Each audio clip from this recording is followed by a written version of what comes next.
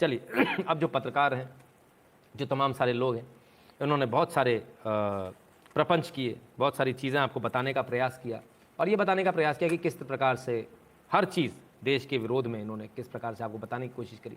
ज़रा उस पर भी एक नज़र डाल लें। बताया गया चाइना बहुत पावरफुल है, ऐसा है वैसा, और ये कर देगा और वो कर देगा, तमाम सारी चीज़ें कर देगा। अब ज़रा देखिए चाइना की हालत देखिए। ये चाइनीज़ सोल्जर हैं, चाइनीज़ सोल्जर हैं, जवान हैं चाइना के, रो रहे हैं। पता है क्यों? क्योंकि इनको भारत के बॉर्डर पर भेजा जाए। Video shows Chinese soldiers crying as they allegedly head to Indian Sino Indian border.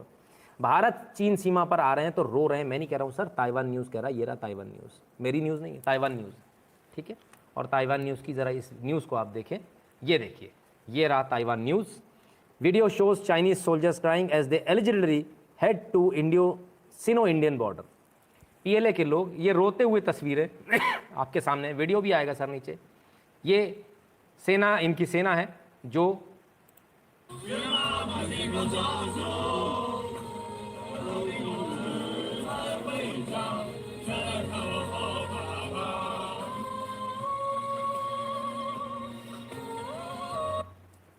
तो साहब ये हालत है चाइना की। अभी तो युद्ध शुरू भी नहीं हुआ और अभी से ये हाल हो गया है। आगे जाके क्या होगा? मेरी न्यूज़ नहीं है सर, ताइवान न्यूज़ की न्यूज़ है। आप ज़रा समझिए। और जो लोग ये समझा रहे थे अभी तक, चाइना तो बहुत ऐसा है, मम्मी चाइना मारेगा, अब क्या होगा? ये तो बच्चे रोने लगे। इनको भारत की तरफ से एक एक लॉलीपॉप भिजवाई जाए। हमारे यहाँ बहुत अच्छी लॉलीपॉप बनती है, टॉफ़ी बनाने में हम लोग बहुत आगे हैं। तो भारत की तरफ से एक एक लॉलीपॉप भिजवाई जाए इन सारे बच्चों को। मेरा भारत की सेना से एक ही निवेदन है, देखो भैया, गोली वोली मत चलाना, हाथ पैर मत तोड़ना, पहले एक एक लॉलीपॉप दे देना बच्चों को, एक एक झुंझुना पकड़ा देना कि ना जिस जिसको जाना वापस चले जाओ। मैं आपको गारंटी देता हूँ, आपको कुछ करने की आवश्यकता नहीं पड़ेगी, वो सारे वापस चले जाएंगे, अपने अपने घर चले जाएंगे। और एक एक डायपर दे देना साथ में, पैंट खराब हो जाएगी उन लोगों की आपको देखकर। तो भारत के सेना के जवानों से मेरा एक निवेदन है, आप ऐसा ना कीजिएगा। अभी आपने देखा कि चाइना के जवान जब जाते हैं तब कैसे जाते हैं, कैसे रोते हुए बिलखते हुए जाते हैं। जरा भारत के जवान भी देख लें कैसे जाते हैं। ये लीजिए आपके सामने भारत का जवान। अरे हम शेर है, शेर सिंहों की औलाद है, शेर किसी से डरते नहीं। जाके बता दो उन मुल्लों को, उन पाकिस्तानियों को, हम डरते नहीं अड़बम्बों से, विस्फोटक जलपोतों से, हम डरते हैं ताशकंद शिमला जैसे होतों से। सियार भेड़िए से डर सकती सिंहों की औलाद नहीं है। भरतवंश के इस पानी की तुमको पहचान नहीं। आइटम बम बनाकर तुम किस्मत पर फूल गए। 65, 71 और 99 के युद्धों को शायद भूल गए। याद करो तुम अब्दुल हमीद ने पेटेंट टैंक जला डाला, हिंदुस्तानी नेटो ने अमेरिकी जेट जला डाला। याद करो तुम गाजी का बेड़ा झटके में ही डुबो दिया, ढाका के झंडा नादी को दूध छड़ी का पड़ा दिया। याद करो तुम 90,000 बंदी पाक जवानों को। याद करो तुम शिमला समझौता, इंदिरा के एहसानों को।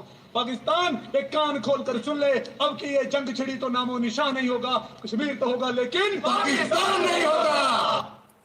तो ये जज्बा है साहब भारत के सैनिकों का, ये जज्बा है भारत के सैनिकों का। और वो मम्मी मुझे वापस आना है, वो इंडिया वाले कमर तोड़ देते हैं, गर्दन तोड़ देते हैं, हाथ तोड़ देते हैं, हाथ ऊंचे, वो वहाँ रो रहे हैं। तो ये जो यहाँ के पत्रकार हैं, जो बड़े बड़े पत्रकार हैं, खतरनाक वाले पत्रकार हैं, तो कहते अरे चाइना तो मार डालेगा। मेरा उनसे एक निवेदन है, जाके आंसू तो पहुँच दो यार उन लोगों के, कम से कम आंसू पहुँच दो उन लोगों के। आप कुछ तो कर ही सकते हो, है ना। अनीता वी जी बहुत बहुत धन्यवाद आपके कंट्रीब्यूशन के लिए। बहुत क्लियर है ये मुकाबला हमसे करने की बात करते हैं, मुकाबला क्या करेंगे। और साहब पत्रकार ऐसे ऐसे ऐसे ऐसे पत्रकार की पूछिए मत, फैक्ट चेक भी कर देते हैं। आजकल एक फैक्ट चेकर नहीं आ गई है, हम तो फैक्ट चेकर से ही परेशान थे, उस पर तो एफआईआर हो गई। एक फैक्ट चेकर नहीं आ गई है, फैक्ट चेकरनी ने गजब का फैक्ट चेक कर दिया। फैक्ट चेकरनी सुन लीजिए आप, ये फैक्ट चेकरनियाँ ऐसी हैं, इस खूबसूरत से चेहरे के गंदे एजेंडे को ज़रा समझने का और गंदी मानसिकता को समझने का प्रयास करें। अब इनकी सुनिए ज़रा, इनका फैक्ट चेक सुनिए। एएनआई को अब फैक्ट चेक, इनकी औकात ये साहब, अभी तक तो ये फैक्ट चेक मेरा ही नहीं कर पाए, मेरा ही फैक्ट चेक नहीं कर पाए बेचारे गरीब, ये एएनआई का करने पहुंच गए। फैक्ट चेकरनी, चलो फैक्ट चेकरनी को देख लें क्या कर रही फैक्ट चेकरनी। तो जे रही फैक्ट चेकरनी हमारी, और ये कर रही ANI presents RSS backed event as Muslim community celebrating PM Modi's birthday at Nizamuddin. बड़ी बढ़िया गजब का फैक्ट चेक किया है इन्होंने। क्या कहा इन्होंने? कहा एएनआई ने आरएसएस के साथ जो जुड़े मुसलमान हैं उनको मुस्लिम कम्युनिटी बता दिया। फैक्ट चेकर नहीं मैडम ना, माने एक बात बता, कोई कांग्रेस के साथ जुड़ा तो कांग्रेस ही हो गया, मुसलमान नहीं रहेगा। ये फैक्ट चेकर नहीं कहाँ से आई भाई, कौन सी क्लास से पढ़ के आई? ये कहाँ से आ गई? जो चक्कू गाड़ के नकल करने वाली फैक्ट चेक करनी है का? कहाँ कहाँ से उठकर आ जाते हैं लोग? किस प्रकार की भाषा है इनकी? माने कोई यदि मुस्लिम है और अगर वो किसी बीजेपी से जुड़ा तो वो मुस्लिम नहीं है। ये फैक्ट चेक नहीं कहना। जरा देखिए इस न्यूज़ को आगे देखिए, मज़ेदार है। फैक्ट चेक कर दिया इन्होंने, फैक्ट चेक करने का। गोपाल जी बहुत बहुत धन्यवाद।